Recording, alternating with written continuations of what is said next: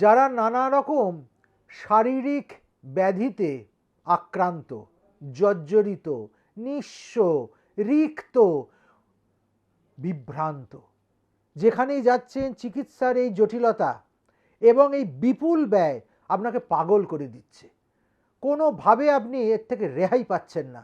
একটা ছোট্ট উপায় বলি, একটা নতুন তাল পাখা কিনে নিন, তারপর তাকে গঙ্গা জলে ভিজিয়ে প্রভু যখন রথে আছেন তখন দূর থেকে প্রভুকে বিজন করুন।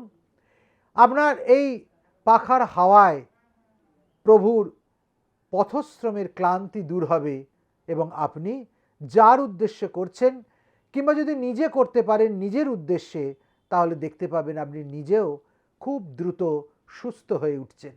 এটা অত্যন্ত একটি প্রাচীন প্রথা, রোগ নিরাময় এবং নিবারণের জন্য ভীষণ ভীষণ কার্যকারী একটা প্রয়াস।